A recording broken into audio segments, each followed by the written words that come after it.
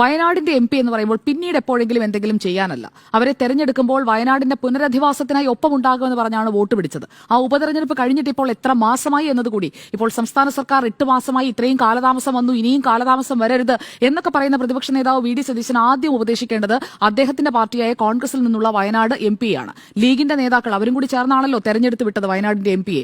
അപ്പോൾ 2.5 ലക്ഷം വോട്ടുകൾ കോൺട്രിബ്യൂട്ട് ചെയ്ത, ഭൂരിപക്ഷത്തിലേക്ക് കോൺട്രിബ്യൂട്ട് ചെയ്ത മുസ്ലിം ലീഗും ആദ്യം പറഞ്ഞ് മനസ്സിലാക്കേണ്ടത് വയനാട് MP-യാണ്. സംസ്ഥാന സർക്കാരിനൊപ്പം നമ്മൾ എല്ലാവരും ഒന്നിച്ചാണ് ഇത് മുന്നോട്ട് കൊണ്ടുപോകുന്നത്, ഇതിൽ രാഷ്ട്രീയമില്ല എന്നൊക്കെ പറയുമ്പോൾ കൃത്യമായി അതിന്റെ ഒരു സിഗ്നേച്ചർ ആണല്ലോ ഇതിലേക്ക് വരുന്ന പണം എന്ന് പറയുന്നത്. ജോൺ ബ്രിട്ടാസ് രാജ്യസഭാ MP-യാണ്. ജോൺ ബ്രിട്ടാസിന് 1 കോടി കൊടുക്കാമെങ്കിൽ വയനാട് ലോക്സഭാ മണ്ഡലത്തെ പ്രതിനിധീകരിക്കുന്ന പ്രിയങ്ക ഗാന്ധിക്ക് എന്തുകൊണ്ട് പണം കൃത്യമായി കൊടുത്തുകൂടാ എന്ന ഒരു ചോദ്യം അവിടെ നിൽക്കുന്നുണ്ട്. വയനാട് MP കോൺട്രിബ്യൂട്ട് ചെയ്യാത്തത് കൊണ്ട് UDF-ന് കോഴ്സ് തന്നെ അവിടെ ഇല്ലാതായിരിക്കുകയാണ്.